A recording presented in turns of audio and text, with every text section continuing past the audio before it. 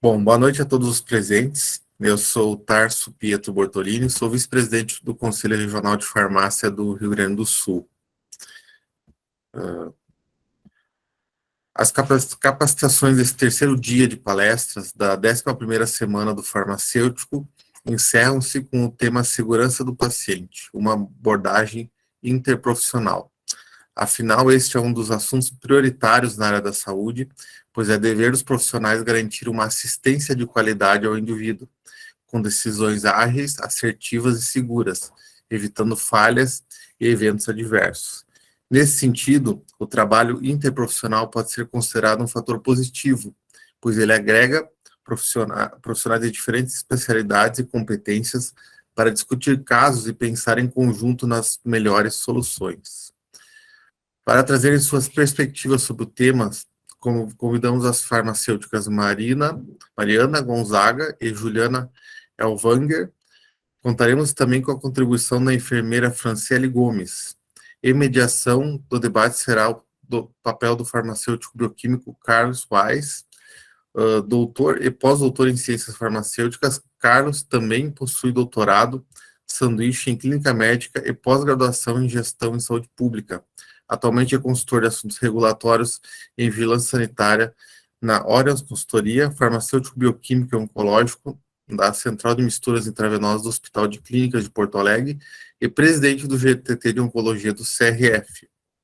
Agradeço a todos pela presença nesta noite, em especial aos farmacêuticos Mariana, Juliana e Carlos e a enfermeira Franciele por aceitarem o nosso convite e compartilhar os seus conhecimentos conosco. Antes de darmos início ao evento, gostaria de comunicar alguns recados importantes. Informo que a emissão do certificado só será efetuada mediante a realização de questionário ao final do evento. Todos os participantes terão um prazo de 10 minutos para concluir o teste. A liberação do certificado será realizada até o final da próxima semana. Pedimos também que todos fiquem com seus microfones desligados para evitar ruídos durante a apresentação. Informamos que a palestra será gravada e disponibilizada em nosso acesso restrito posteriormente. Vocês poderão anotar todas as suas dúvidas durante a apresentação. Ao final, abriremos espaço para questionamentos. Para organizar as falas, após o pedido do palestrante, quem tiver dúvidas pode se inscrever no chat para falar. Seguiremos a ordem do chat. Desejo a todos um excelente evento. A palavra está com você, Carlos. Então, boa noite, Tarso. Muito obrigado pela apresentação.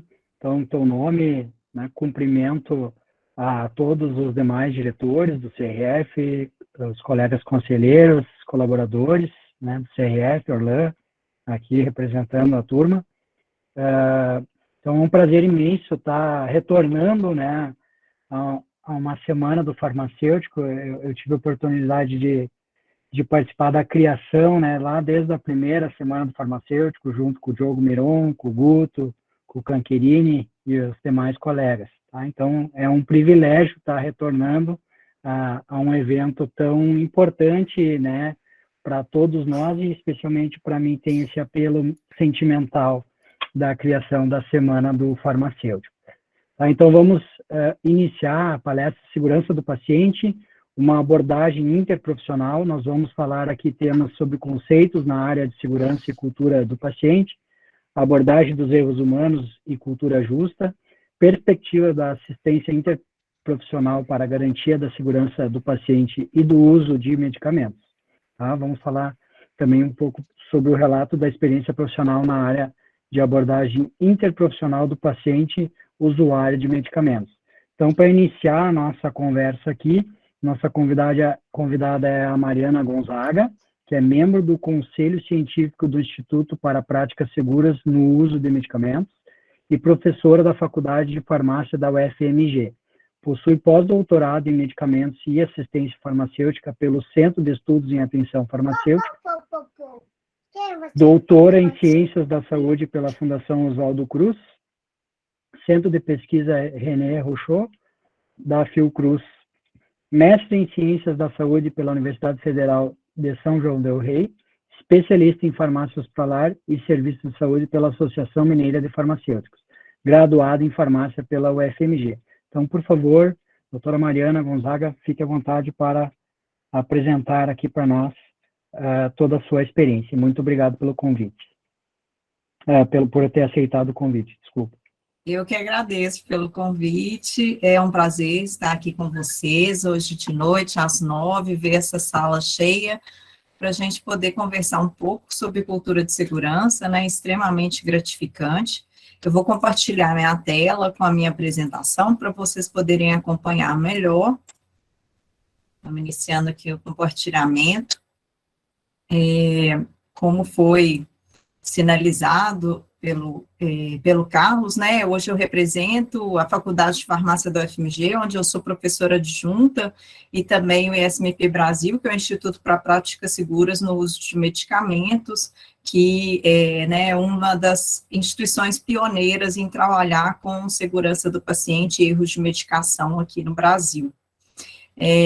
Para lidar com a cultura de segurança e como desenvolvê-la, né, em serviços de saúde, eu convido todo mundo a fazer uma reflexão, né, se vocês se sentem seguros na assistência à saúde, se vocês fossem pacientes, vocês se sentiriam seguros sendo atendidos na instituição que vocês trabalham, né, pode ser um hospital, pode ser uma farmácia, pode ser uma clínica, tá? Então, vocês se sentiriam seguros sendo atendidos por vocês próprios? Então, essa percepção de segurança inerente, a vontade de ser atendido na instituição que eu trabalho, ela tem, primeiramente, a ver com a cultura organizacional, que seria o conjunto de crenças, valores, normas e expectativas que mantêm unidos os profissionais de uma organização. Parte dessa cultura organizacional, uma fatia disso, é a cultura de segurança. A cultura de segurança seria o módulo integrado de comportamento individual e organizacional, que é baseado em convicções, valores compartilhados e que procura continuamente a minimizar o dano ao paciente, que pode decorrer do cuidado da saúde. Então, a cultura em segurança é esse sentir, né, esse comportamento que é movido por convicções e valores, cujo objetivo é, estou aqui para minimizar o dano do paciente acima de tudo. Então, quando a gente fala em segurança do paciente, ter cultura de segurança, eu preciso ter produtos seguros para promover essa segurança, eu preciso ter processos de trabalho profissional seguros, e eu preciso também de ter sistemas seguros, incluindo o sistema de medicação. Aí sim nós vamos ter essa sensação de estar seguro na instituição em que nós trabalhamos, né? Bom, a cultura de segurança, ela normalmente, em instituições de saúde, ela é pouco rica, né? Ela é pouco implementada. Diferente do que acontece em organizações de alta confiabilidade, que é o caso, por exemplo, da aviação. Então, nas organizações com alta confiabilidade, a gente tem uma cultura de segurança mais madura, né? E uma crença de que algo sempre pode sair errado. Aqui em Minas a gente fala assim, né, vira essa boca para lá, não vai falar que vai acontecer a coisa ruim, senão você vai atrair, né? E é justamente essa fala que não pode acontecer de jeito nenhum, vira essa boca para lá. É sempre pensar que o pior vai acontecer. E com base no pior que pode acontecer, eu consigo mudar o meu foco em aumentar a confiabilidade do sistema, né? Sempre pensando que há um espaço para eu aprender aquilo que eu não sei. Por mais tempo que eu tenha de formada, por mais cursos que eu tenha feito, maior graduação, eu sempre vou ter o que aprender. E o trabalho em equipe e uma comunicação horizontalizada entre os profissionais, ela é valorizada. Em organizações de saúde, a gente sabe que isso é bem difícil de ocorrer integralmente. Sempre tem aquela crença de que tudo vai dar certo, eu não preciso de fazer muita coisa. Confia, o foco é na eficiência, ou seja, o quanto que o sistema pode dar de retorno de lucro, na verdade. E sempre há aquela questão, eu já trabalho há tanto tempo, eu já sei tanto, né? É claro que eu não vou errar. Então, há uma crença do perfeccionismo do treinado. E há, normalmente, gradientes de hierarquia que são elevados. Então, há aquela pessoa que manda nos demais e aqueles que estão abaixo daquela pessoa se sentem constrangidos de perguntar coisas para ela, né?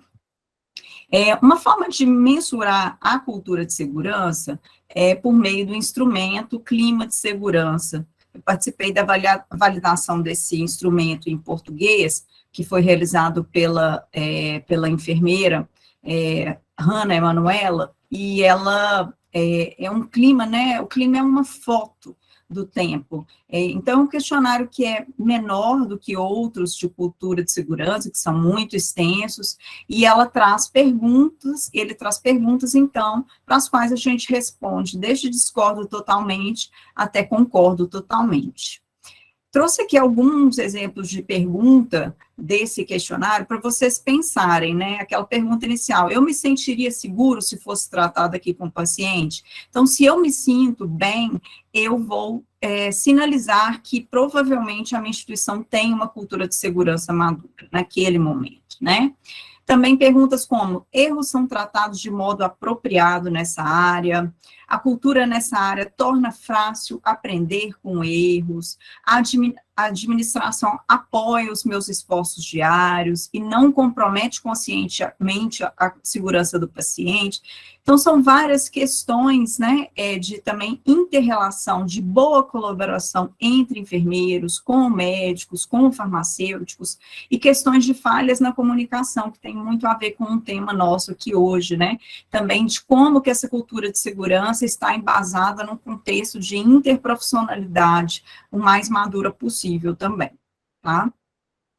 Quando eu falo que uma instituição tem uma cultura de segurança madura, então, eu vou observar que os profissionais assumem responsabilidades pelas suas próprias vidas, pelas vidas dos seus colegas, pelas vidas dos pacientes e dos familiares que estão ali dentro daquela instituição.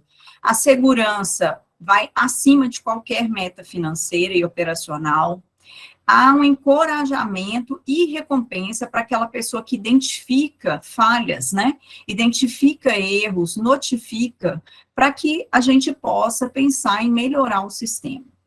Também é incentivado o aprendizado organizacional com esses incidentes que são notificados e são disponibilizados sempre recursos, estruturas e um processo de responsabilização que é adequado para manter essa segurança. Tá? E dentro da máxima, prevenir é melhor do que remediar. Então, a cultura de segurança, ela traz essa percepção de que eu sempre tenho que pensar a pior coisa que pode acontecer. Aprender com a pior coisa que aconteceu na instituição lá num estado longe de mim, né, que apareceu no jornal. Isso pode acontecer aqui no meu hospital? Provavelmente sim. Né? Então, eu preciso já de pensar em formas de prevenir.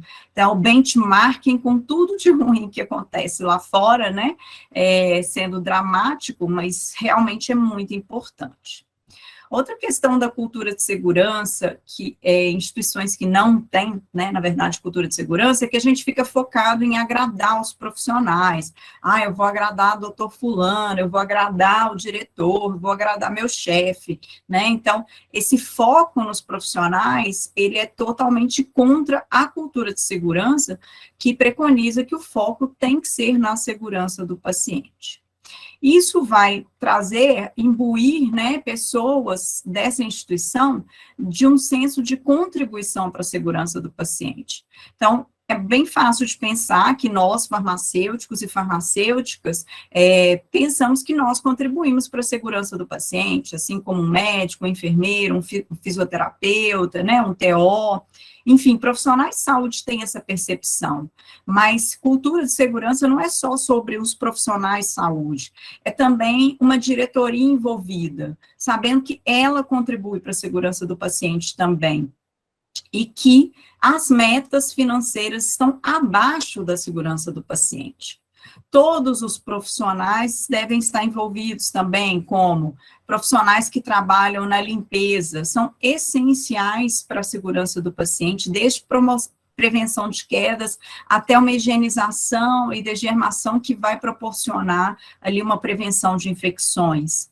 O pessoal da manutenção, nós temos um caso reportado, por exemplo, de o pessoal da manutenção esqueceu uma supercola lá dentro do banheiro, o paciente achou que era colírio, pingou nos olhos e o olho colou, né? Então, eles também fazem parte da segurança do paciente. E é óbvio, o paciente tem que ser envolvido em todos os processos que são realizados nessa instituição, tá? Então, instituições com alto nível de cultura de segurança, inclusive, incluem pacientes até mesmo para avaliar pesquisas que são realizadas naquela instituição, né? Porque o paciente, ele é a barreira final para que erros não cheguem, né, atinjam, causando dano às pessoas que estão naquela instituição, né? Bom, e falando especificamente sobre nós, profissionais de saúde, né, pensando aqui no nosso contexto de interprofissionalidade, que é o nosso foco da palestra de hoje, né, onde que nós devemos focar? Então, primeiro, para ter uma cultura de segurança, nós precisamos estabelecer a chamada prática colaborativa, né, ou prática interprofissional. Hoje o termo colaborativo tem sido mais, assim, explicativo, né, porque muitas vezes é confundido, o que é multiprofissional, interprofissional? Então, é a perspectiva de colaborar, tá? Ela vai acontecer quando os vários profissionais de saúde, com suas diferentes experiências, né, vão trabalhar com pacientes, com as famílias, com os cuidadores e com a comunidade, para poder prestar assistência da mais alta qualidade. Pensando que um dos domínios da qualidade, que são 7, na verdade, é a segurança, né? Então, a prática colaborativa, ela só pode ser implementada se os profissionais de saúde, incluindo nós, farmacêuticos e farmacêuticas, desenvolvermos as chamadas competências colaborativas. Então, o IPEC, que é o Interprofessional Education Collaborative, ele desenvolveu, né, um diagnóstico de quais são as competências colaborativas que os profissionais de saúde devem aprender juntos, tá? Para poder desenvolver uma efetiva colaboração. Primeiro, ele tem que trabalhar em equipe, ele tem que ter papéis e responsabilidades bem definidas, inclusive compartilhadas entre eles, tem que ter valores e éticas em comum, né, também compartilhadas, e devem desenvolver um processo de comunicação adequado. Tudo isso para a gente ter um processo de cuidado que é orientado para a comunidade e centrado no paciente e na família. Pensando que nós nunca estaremos completos, nós sempre vamos ter que proporcionar um processo de aprendizagem contínua, que, claro, veio lá da graduação, muitos cursos ainda não contemplam essas competências de forma adequada, né, mas estamos evoluindo nisso, e também durante o processo de atuação profissional. Então, educação continuada dentro das instituições deve pensar em contemplar essas competências colaborativas. E, como eu ressaltei aqui, uma dessas competências muito importante para a segurança do paciente é a comunicação efetiva, né? Então, a comunicação entre os profissionais, ela quer dizer não só a comunicação verbal, como a não verbal, como também a falada e a escrita. Então, é importante pensar tudo que eu documento no prontuário, numa carta que eu mandei, ou num comunicado, ou numa informação sobre um medicamento. Tudo isso é comunicação, né? E aí o trabalho só é realmente interprofissional ou colaborativo se nós temos uma comunicação que é adequada e horizontalizada entre os profissionais, né? Não tem um médico que manda em mim e eu vou ficar constrangido de falar com ele, né? Ou ficar ali com medo de falar com o enfermeiro, ou vice-versa, tá? A gente precisa de ter essa abertura para se comunicar. E um cuidado especial são as transições do cuidado. Então, a cada vez que o paciente sai de um setor de um hospital e vai para um outro, vai para uma cirurgia, foi para um exame, saiu do hospital e foi para casa, etc., são momentos aí que são muito importantes de pensar sobre a comunicação. A gente pode usar ferramentas padronizadas de comunicação para isso. Então, a gente tem, por exemplo, a ferramenta SBAR, né, que eu vou propor identificação, a situação, background, avaliação e resposta. Posso usar esse SBAR para tudo na vida, tá? Inclusive. E o IPS, que é um pouco mais complexo, que é muito recomendado em passagens de plantão. Eu não vou explicar detalhadamente essas duas ferramentas, tá? Que são duas excelentes ferramentas, mas eu convido vocês a lerem o boletim do ISMP Brasil. Está disponível no nosso site, é inteiramente gratuito, esse e todos os outros boletins que nós desenvolvemos para vocês, tá? Que detalha, dá exemplos dessas ferramentas, e vocês vão poder explorar com bastante, né, calma, e realmente pensar como que isso se aplica para o contexto aí no qual você se insere, tá? Finalizando a minha apresentação, não poderia deixar de falar sobre a abordagem de erros humanos, né? Então, como eu disse, o vira a boca para lá não pode existir numa instituição que tem cultura de segurança. Então, a gente sabe que nós, seres humanos, vamos errar, né? Até os super-heróis erram, por que a gente não vai errar, né? Então, nós vamos errar, nós vamos, sim, interferir na piora de um paciente, nós vamos, às vezes, contribuir para a morte de um paciente, tá? Então, faz parte de ser um profissional de saúde, compreender isso, ter noção, prevenir, é claro, mas aprender com cada momento em que você, né, ou outros colegas cometeram um erro, né? Então, a primeira coisa é, o erro ocorre. E nós podemos abordar esse erro de uma forma individualizada ou sistêmica, tá? Numa abordagem individual, o que acontece? A gente pensa que os erros só acontecem com quem está trabalhando de forma insegura, tá? E o responsável por aquele erro é encontrado, punido, às vezes demitido, né? E a investigação é encerrada. Ou seja, a conversa é fechada ali, né? A pessoa vai embora, e aí não há um processo de aprendizagem, análise de causa raiz, do que levou aquele erro. A culpa foi da pessoa e pronto. É também um ambiente em que nós vamos ver medo, culpa, vergonha, punição ocorrendo. Então, as pessoas se sentem constrangidas de notificar o erro, né? Diferente daquilo que eu falei de cultura de segurança, em que as pessoas são incentivadas a notificar e identificar erros, né? Então, é totalmente diferente.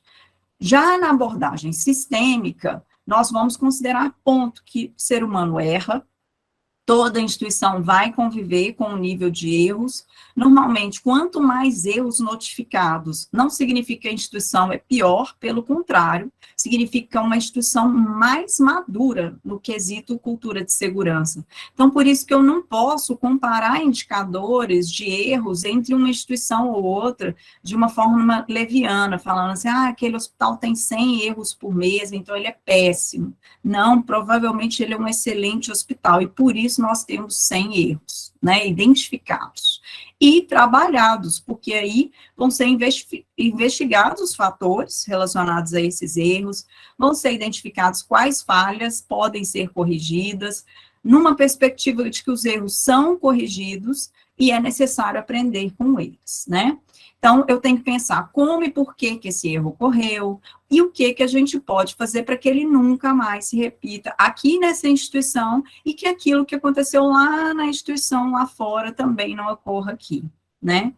Dentro do contexto de erro de medicação, que é muito querido para nós farmacêuticos, né, nós temos a contribuição do sistema de medicação. Então, pensa, não é só um profissional lá na ponta prescrevendo, administrando ou dispensando medicamentos.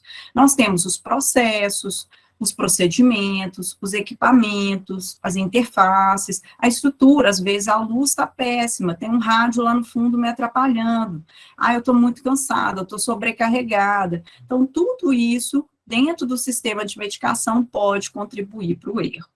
E dentro dessa perspectiva de que o processo de medicação tem várias etapas, de prescrição, dispensação, administração, monitoramento, e sim, por ser complexo, vai ter falhas múltiplas, nós temos que pensar defesas múltiplas para proteger o paciente, né? Então, a abordagem coletiva, né, ela tem essa perspectiva de que nós temos, sim, várias falhas e defesas múltiplas devem ser implementadas, né?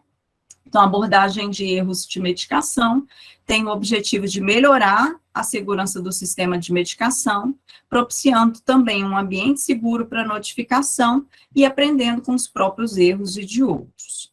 Porém, não é porque nós estamos tendo essa análise que não vamos levar em consideração que também todo mundo tem que se responsabilizar pelos seus atos, e aquilo que é imprudência ou imperícia, eu peguei um plantão alcoolizado, né, aí, né, vai contra o nosso código de ética de todos os profissionais e até cabível de punição civil.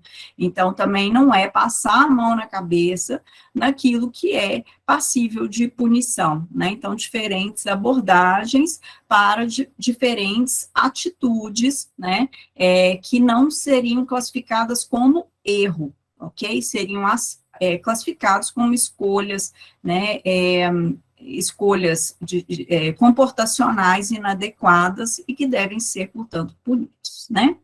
Então, finalizando, queria trazer, né, que realmente o moral dessa minha fala é de que todos nós que estamos aqui, de alguma forma, vendo essa apresentação como profissionais, como pacientes, como cuidadores, como parentes, contribuímos para a segurança do paciente e é necessário estarmos cada vez mais cientes do nosso papel, tá?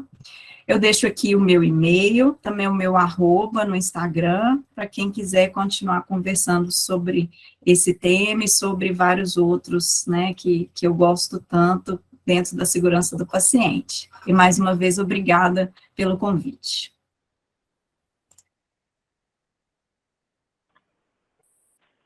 Muito obrigado, professora doutora Mariana Gonzaga, pela ótima apresentação, foi muito boa, muito enriquecedora. Vamos passar, então, agora para a segunda apresentação, da colega Juliana Elvanger, tá? A Juliana, então, colega farmacêutica graduada pela URGS, especialista em apoio diagnóstico e terapêutica pelo Programa de Residência Profissional Prêmios da PUC-RS, mestre em assistência farmacêutica pela URGS e atualmente trabalha no escritório de projetos do programa PROAD SUS no Hospital Moinhos de Vento. Então, boa apresentação, Juliana. Bom revê-la. Olá, pessoal, tudo bem? É um prazer estar aqui hoje falando sobre segurança do paciente, que é um tema que eu particularmente gosto muito e tive a oportunidade de trabalhar num projeto de formação em segurança do paciente na APS, então vou trazer um pouco, muito da minha fala vai no mesmo sentido que a Mariana trouxe. Então, agora eu vou apresentar aqui, deixa eu só compartilhar aqui a apresentação. Vamos botar aqui. Todos estão vendo? É que agora eu não vou ver vocês, então eu vou continuar. Tá certo. Então, vamos lá. O que eu separei para hoje, né? A gente vai falar um pouco sobre o panorama, alguns conceitos e aspectos importantes relativos à segurança do paciente, focar um pouco sobre o uso seguro de medicamentos e algumas mensagens para levar para casa. Como é um tema, né, muito amplo e com muitos detalhes e características, né, o objetivo não é a gente esgotar o assunto, é justamente despertar, né, a curiosidade e, né, para vocês buscarem mais, e aí fico também à disposição para depois a gente trocar figurinhas e discutir um pouco mais sobre o assunto. A segurança tem que começar, né, pelo princípio, a segurança do paciente não é algo novo, pelo contrário, ele já está lá desde o Hipócrates com, né, o primum non nocere, primeiro não causar o dano. Então, todos nós, né, como profissionais de saúde, né, farmacêuticos, enfermeiros, independente de qual, né, tipo profissional, a gente, né, o nosso propósito é cuidar de vidas, né, é trazer saúde. Então, a gente não quer que o nosso processo de cuidado traga dano. Mas será que a gente não traz dano? E, né, já mostrando o panorama para vocês, a gente tem, né, que muitos eventos adversos que acontecem são decorrentes, né, do processo de cuidado. Então, aqui a gente traz um panorama, né, relacionado principalmente aos medicamentos, que cerca de 50% de todos os danos são evitáveis, né, e os medicamentos são responsáveis. Tem um impacto aí econômico de 42 bilhões ao ano, e representam cerca de 6% das hospitalizações mundiais. Então, além de ter um impacto social de mortalidade, também tem um impacto econômico muito grande os eventos adversos relacionados a medicamentos.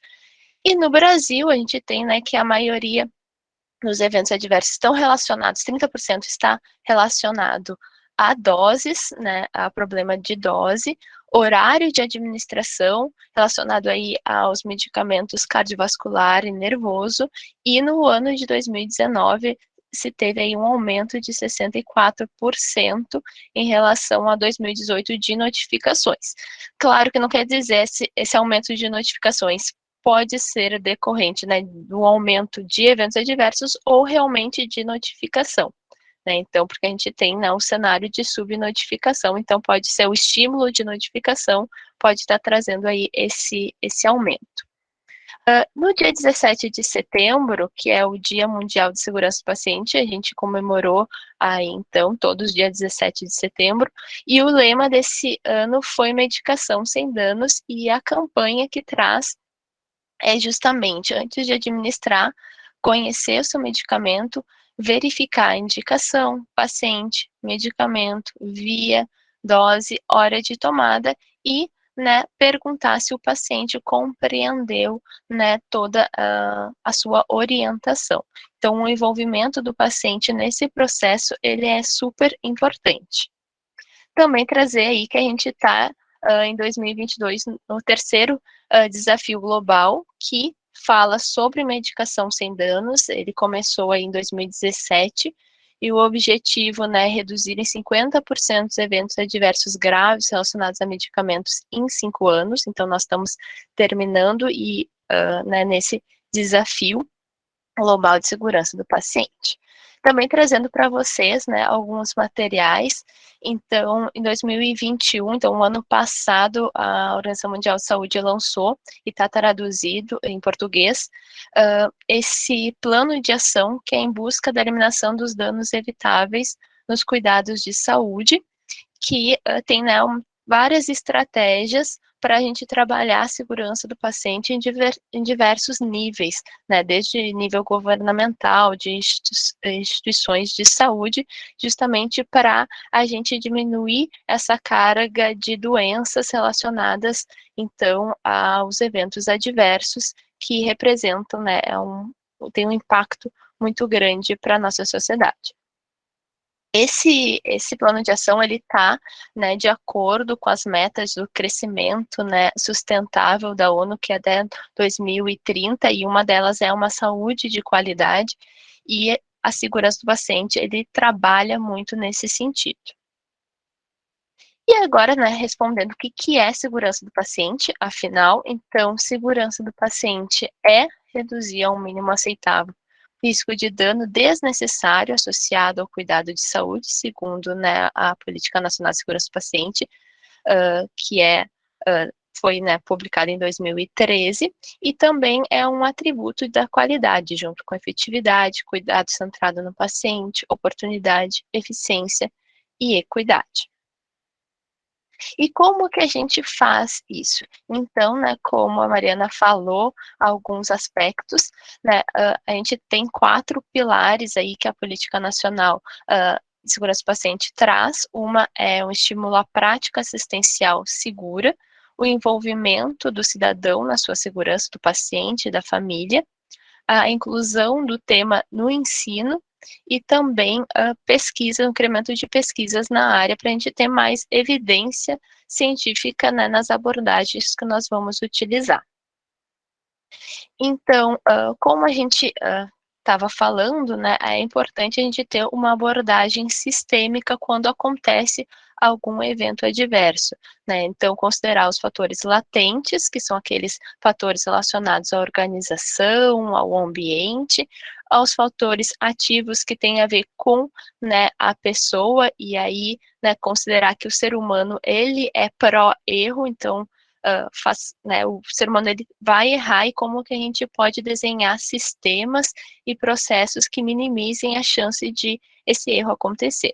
E alguns fatores indutores ao erro que também podem ser relacionados ao paciente, à tarefa, ao trabalhador, né, de saúde, ao profissional de saúde, ao ambiente ou à equipe. Como é que a gente vai desenhar defesas para que realmente não aconteça esse evento a partir de um risco?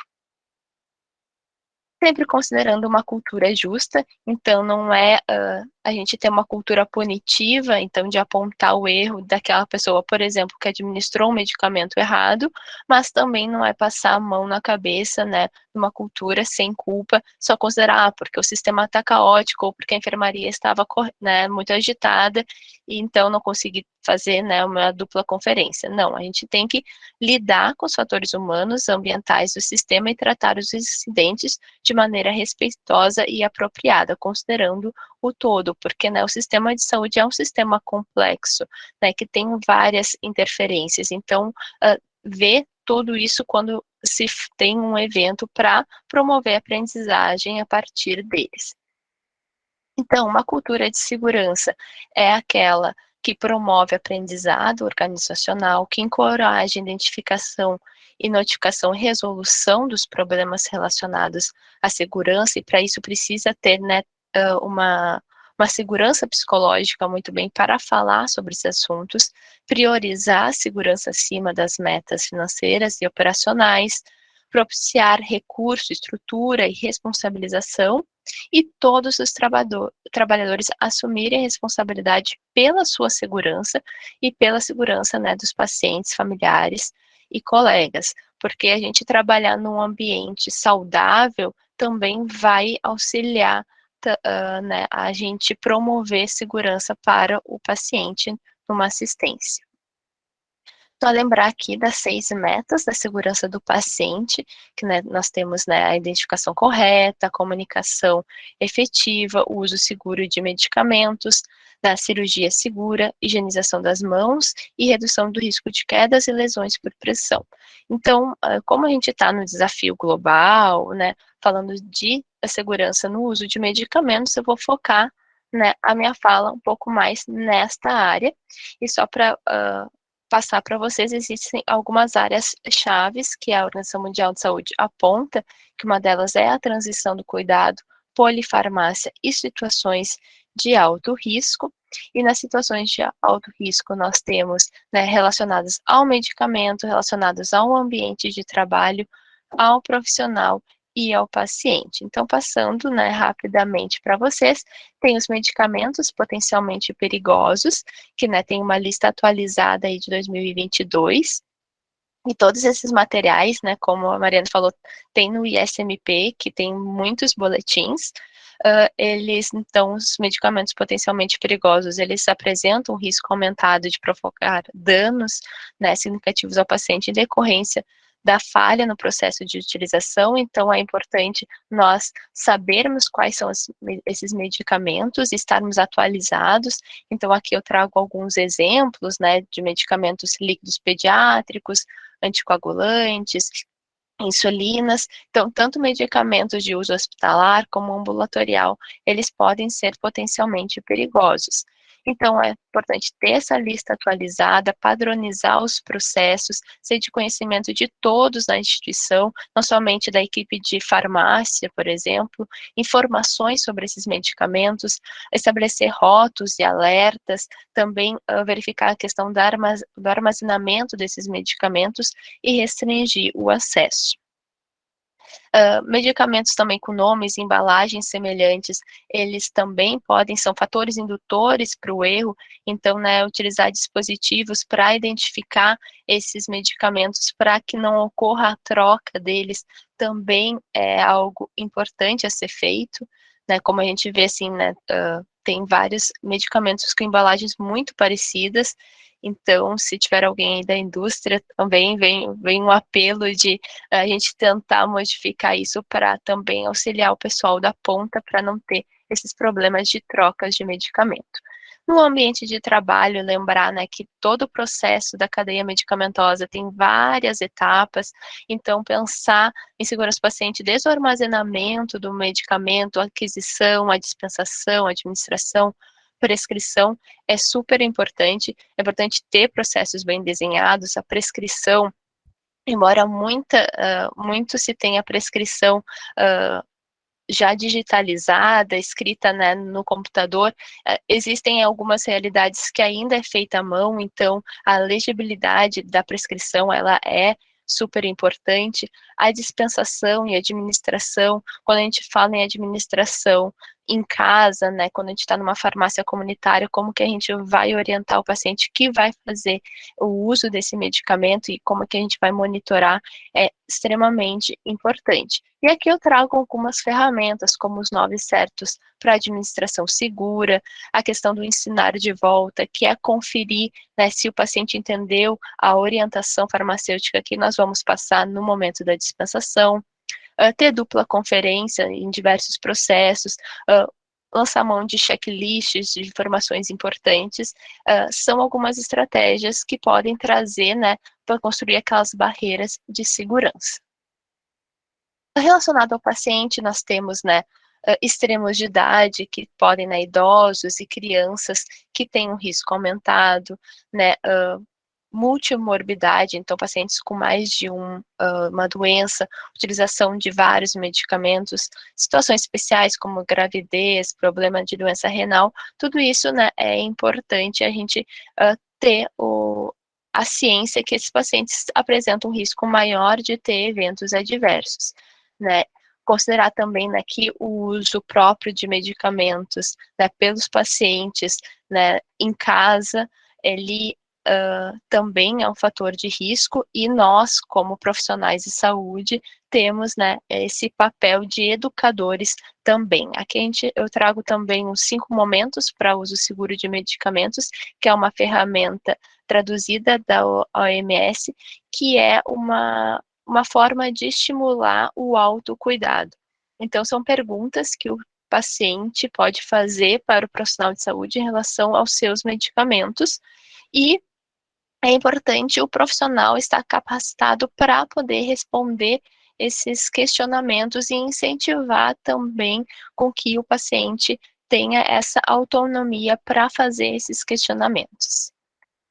Outras questões que são fatores de risco é a polifarmácia, então a utilização de mais, né, de 4 medicamentos concomitantes, né, a gente sabe que tem um risco aumentado de ter interação medicamentosa de evento adverso, e a revisão medicamentosa é uma das estratégias que a Organização Mundial de Saúde traz, que é justamente a gente verificar, né, o objetivo, necessidade, efetividade, segurança desse medicamento, o custo, se o paciente vai ter condições de pagar esse tratamento e se ele vai ter uma boa adesão, porque um problema de adesão também é um problema, né, de segurança do paciente, porque, né, não vai fazer o tratamento da maneira adequada, pode ter alguma complicação daquela patologia que ele está tratando.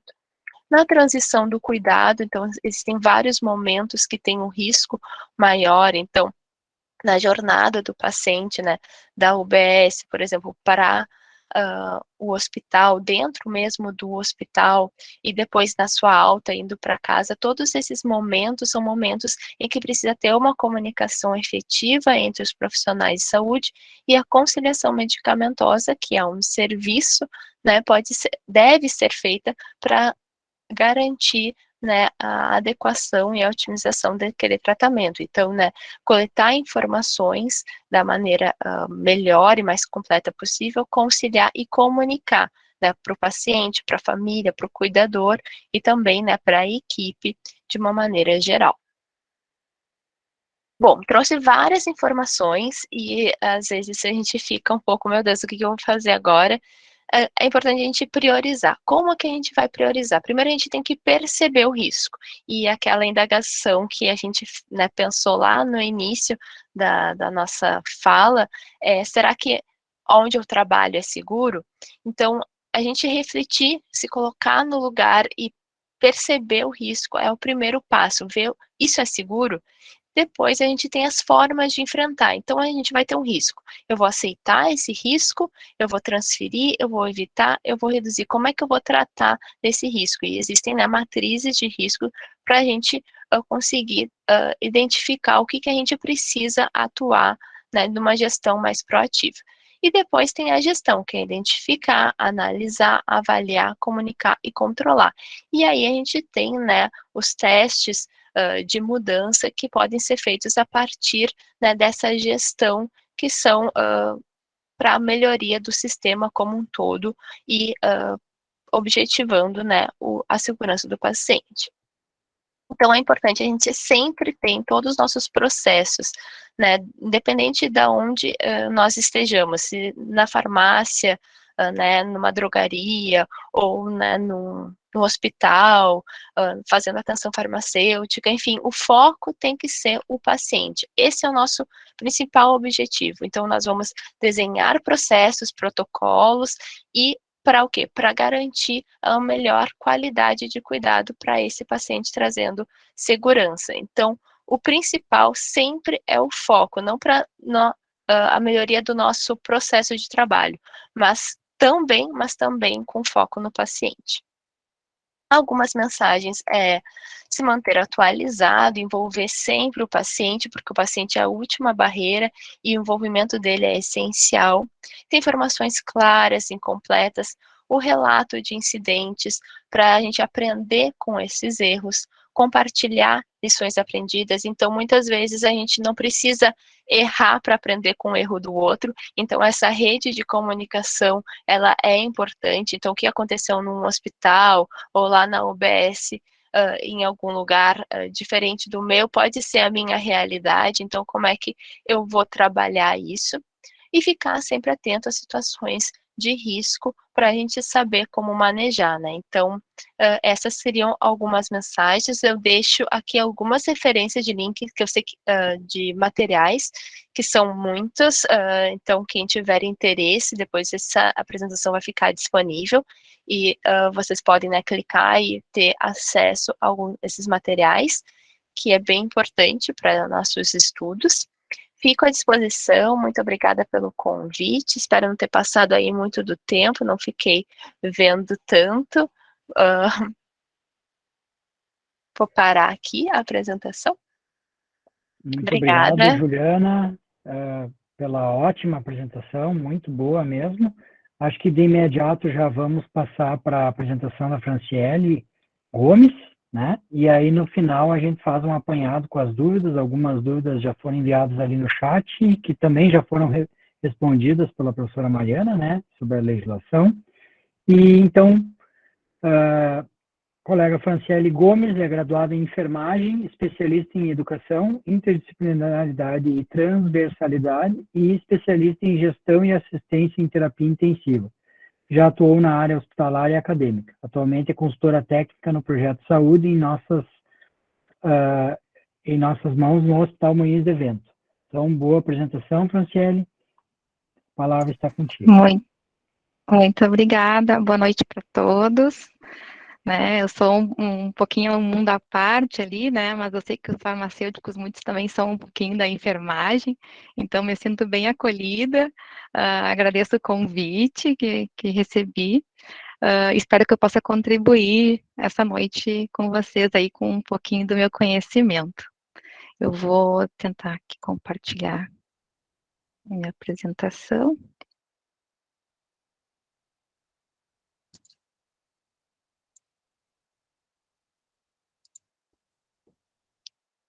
Tudo certo? Tá aparecendo?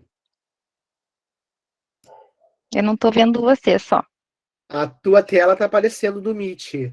Tá aparecendo no Meet, Fran. Ops. Não tá aparecendo a apresentação. Deixa eu voltar aqui.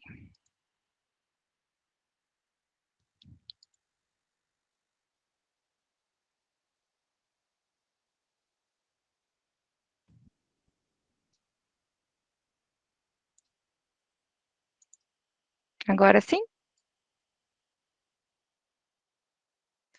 Sim, agora sim. Tá ótimo, então. Então, aqui é o nosso tema, né? Segurança do paciente, uma abordagem interprofissional. Eu quis trazer aqui os objetivos em saúde que o IHI traz, né? Institute for Healthcare Improvement, que é trabalhar com a equidade. A gente tem uma diversidade muito grande social no Brasil afora. Então, a ideia é que a gente trabalhe com a equidade de acordo com a realidade das nossas instituições, né? O que é possível dentro da nossa realidade. Melhorar a saúde populacional com estratégias para gerar melhorias, reduzir o custo per capita e melhorar a experiência tanto do paciente, família, como do colaborador e os profissionais de saúde. Aqui as meninas já trouxeram, né, a definição da segurança do paciente, mas é válido a gente lembrar novamente que é reduzir a um mínimo aceitável o risco de dano desnecessário associado ao cuidado de saúde. Aqui as nossas 6 metas internacionais de segurança do paciente, a Ju trouxe brevemente ali elas. Então, nós temos 6 metas, dessas 6 metas, nós vamos trabalhar então com a meta 3, melhorar a segurança na prescrição, no uso e na administração de medicamentos. Visando essa meta, temos o terceiro desafio global de segurança do paciente, que é a medicação sem danos, onde a meta é a redução de 50% dos eventos graves decorrentes dos erros de medicação nos próximos 5 anos. Então, esse desafio ele foi elegido em 2017, estamos fechando aí os 5 anos desse desafio. Como áreas prioritárias, foram elencados os pacientes, né, que é o nosso principal foco, os profissionais de saúde, sistemas e práticas de medicação e os medicamentos. Dentro ainda do desafio, temos as áreas prioritárias, que também foi falado já aqui, que são as situações de alto risco, que são os usos dos medicamentos de alto risco, os medicamentos de alta vigilância. A polifarmácia, que é o uso de 4 ou mais medicamentos concomitantes com ou sem prescrição por um paciente, e a transição do cuidado, que é um momento muito crítico, onde a gente vai fazer essa transferência para ter uma continuidade do cuidado do nosso paciente. E por que a OMS elegeu esse terceiro desafio global, medicação sem danos? E a gente tem a justificativa, né? Que os medicamentos são as principais causas de danos evitáveis. Então, todos esses 50% dos erros relacionados aos medicamentos, eles podem ser evitáveis, né? Então, a gente realmente tem aí um desafio bem grande. Além disso, a estimativa, né, num estudo nos Estados Unidos, é que tenha um gasto de 42 bilhões por ano decorrentes a esses erros de medicamentos. Além disso, a gente tem estatísticas que onde acontece o erro com maior frequência é no momento da administração do medicamento. E quais são as principais causas desses erros de medicamento? Informação relacionada ao paciente, muitas vezes o que acontece? Nós não sabemos o diagnóstico daquele paciente e por que o paciente está fazendo aquele uso do medicamento.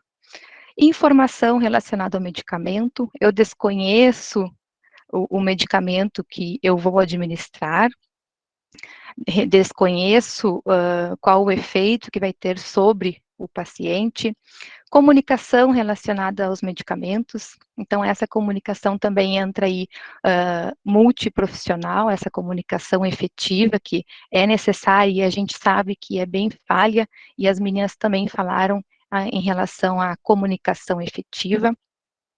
A rotulagem, a embalagem e o nome dos medicamentos, a gente sabe que possuímos uma série de medicamentos que possuem nomes parecidos, sons parecidos e embalagens parecidas. E temos muitas ferramentas que podem nos ajudar a evitar e minimizar os riscos relacionados a isso. A dispensação, o armazenamento, a padronização dos medicamentos também entra como um risco para erro de medicação. A aquisição, o uso e monitoramento dos dispositivos para administração dos medicamentos. Os fatores ambientais, que foi mencionado aqui também, os ruídos, um ambiente muito barulhento, né, a estrutura física da onde a gente trabalha, não só a estrutura, mas também o cansaço físico, a sobrecarga de trabalho dos nossos profissionais. Educação e competência dos profissionais, é importante que a gente sempre se mantenha atualizado nas questões medicamentosas. A educação do paciente, e aí entra o envolvimento dele, e não só dele, mas também do familiar, que está próximo a ele, que pode ajudar nesse processo medicamentoso, e o gerenciamento de risco e processos de qualidade. E esse gerenciamento de risco, não necessariamente a gente precisa que o erro aconteça para que a gente gerencie este erro e gerencie-se o risco, para que ele nunca ocorra, né? Então, a gente pensar antes mesmo do erro acontecer. E aí sim, a trabalhar com processos de qualidade. Diante disto, como hoje, atualmente, estou trabalhando com um projeto de melhoria, eu trouxe um pouquinho para vocês aqui sobre o que eu trabalho. E acredito que a ciência da melhoria a gente consiga usar para todos os cantos, tanto da vida profissional quanto da vida pessoal. Falando aqui em melhoria, o que a gente precisa para atingir a melhoria? Inicialmente ali, então, conhecimento específico, as evidências científicas, e isso a gente consegue na literatura. O conhecimento metodológico, e aí entra a ciência da melhoria. Não sei se todos aqui que estão presentes já trabalharam com a ferramenta do PDSA, né, que é uma ferramenta para testar mudanças em pequena escala, ideias de mudança e que eu possa ir adaptando conforme a necessidade e assim a gente implementar. O P de planejamento, o do de fazer, o study de estudar, o que eu aprendi com aquele meu teste, e o act de agir, o que eu vou fazer após a realização desse meu teste. Eu trouxe aqui para vocês, brevemente, vou apresentar, acho que ficou pequenininho, não sei se fica muito pequeno, mas a ideia é que eu compartilhe aqui com vocês, vou compartilhar essa apresentação com vocês, para a gente conseguir trabalhar aqui um pouquinho dentro do PDSA, algo relacionado à nossa farmácia. Falamos tanto, né, sobre os medicamentos de alto risco, os medicamentos de alta vigilância, e pensando nesse planejamento, a ideia é a gente ter um objetivo bem claro para esse nosso teste. O que nós queremos mudar? O que nós queremos ter de mudança, e não só mudança, ter melhoria dentro da nossa instituição, seja ela lá na farmácia do hospital, seja ela lá durante a prescrição médica do meu paciente, ou seja eu como enfermeira, né, da parte da enfermagem, no momento da administração de medicamento. O que eu quero mudar? Pensando aqui que eu estou com um público maior da farmácia, como que eu faço para armazenar, né, ou identificar as minhas insulinas lá dentro da farmácia? Então, eu preciso ter traçado esse meu objetivo, a identificação, a rotulagem, o armazenamento. E ali no planejamento, eu ter também bem claro o que eu quero com esse teste, o que eu quero responder.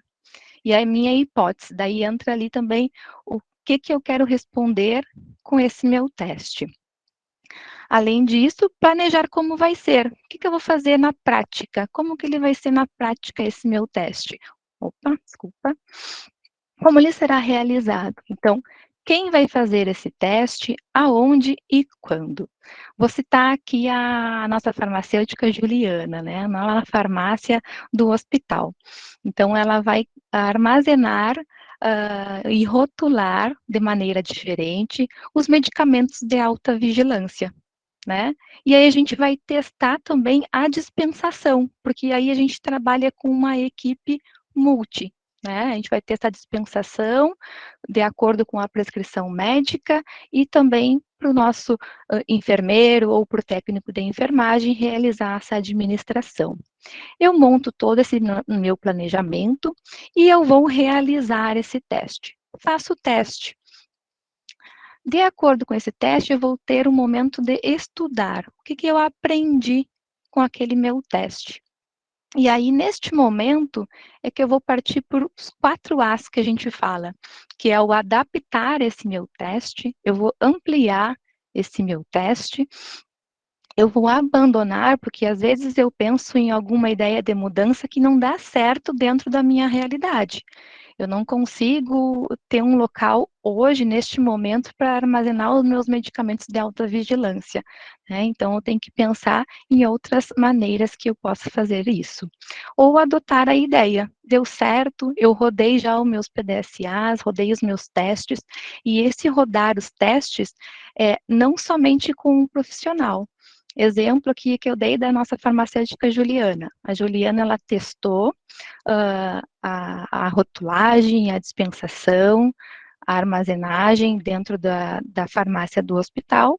A gente também deve testar com outros profissionais. Então, eu vou testar com a Mariana, no período da tarde, depois eu vou testar com o Orlan, no período da noite, até que fique bem desenhado aquele processo e sim, aí eu possa implementar aquela minha ideia de mudança e, consequentemente, ter uma melhoria dentro daquele processo de dispensação, de rotulagem, de embalagem do meu medicamento de alto risco.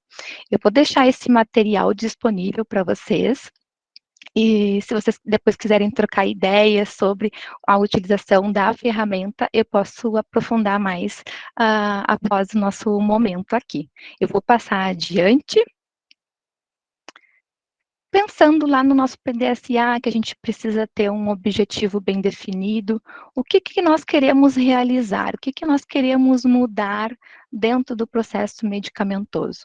E aqui eu trouxe algumas reportagens que fica aí, né?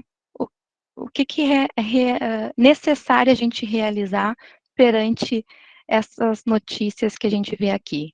Erro de medicação pode ter matado 5 bebês. Infecção hospitalar mata até 100 mil brasileiros por ano. Estudo vê problemas em bula de remédio. Ministro acusa o hospital de negligência. Morte de bebês é investigada. E tantas outras que a gente, inclusive, teve agora há pouco aqui na nossa cidade. Então, priorizando aqui o nosso processo medicamentoso e a gestão de conhecimentos desse processo de informação. E nós falamos aqui já envolver o paciente e o familiar no processo medicamentoso. E aí a gente fica pensando, né, mas como envolver o paciente e o familiar neste processo? E aí eu peguei a colinha lá das gurias, né, o boletim do SMP 2019, que traz algumas ideias de mudança, né? A gente tem aqui a pirâmide da descrição e alguns exemplos para engajar o nosso paciente ou familiar, que a gente tenha o nível ali de informação e os níveis de engajamento. E os níveis de informação, lá embaixo da nossa pirâmide, a gente tem informação sobre cuidados de saúde. Pacientes, exemplo, pacientes recebem folhetos sobre medicamentos. Então, eu interno no hospital e só recebo lá um folhetinho com informações, né? E ninguém me fala nada. Aí eu subo mais um pouquinho na minha pirâmide, informação sobre engajamento. Aí eu recebo meu folheto, mas eu tenho uma comunicação com a equipe e sobre a prevenção de erros. E aí eu passo para o nível de engajamento, que é o empoderamento do meu paciente. O pacientes fornecem feedback para a equipe e discutem sobre os seus tratamentos.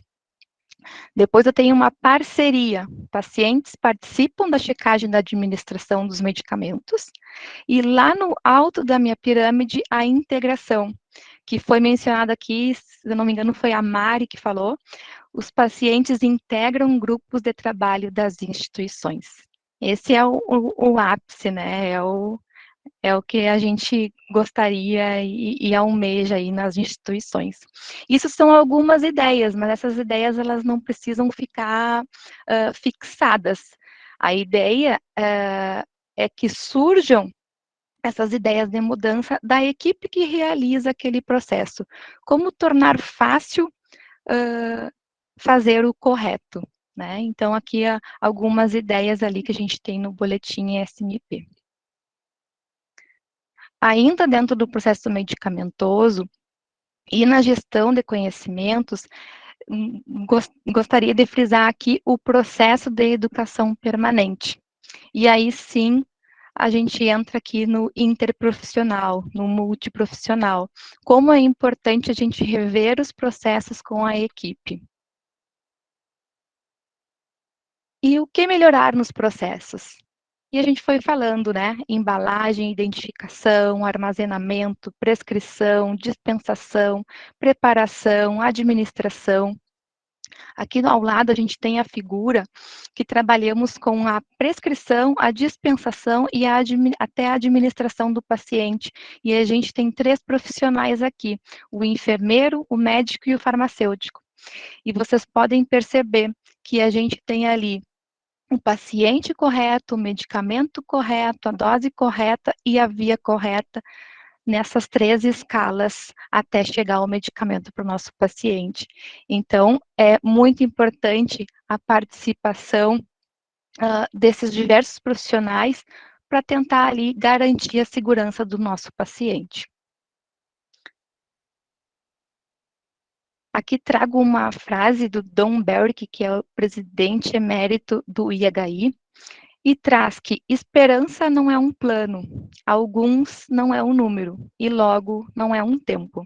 Então, que esperança a gente precisa ter um objetivo bem claro, a gente precisa ter o nosso planejamento para o que a gente quer mudar no nosso ambiente de trabalho. Alguns não é um número, a gente precisa ter definido, né? Eu quero reduzir quanto, eu quero aumentar quanto dentro desse meu processo de trabalho. E logo não é o tempo, eu preciso estabelecer até quando eu quero atingir esse meu objetivo.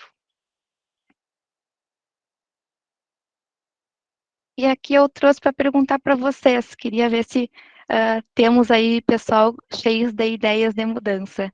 Quais são as ideias de mudança de vocês, para a gente conseguir almejar aí melhorias? Né? A gente sabe que trabalhar com medicamentos, né? Eu trabalhando como enfermeira, sei que é um processo que a gente corre muito risco do erro, e gostaria de ouvir um pouquinho vocês. Quais são as ideias de mudanças dentro do ambiente de trabalho que vocês estão hoje? Queria deixar aqui o meu e-mail, meu contato, se vocês quiserem trocar alguma ideia sobre a ferramenta aí da ciência da melhoria. E agradeço a oportunidade.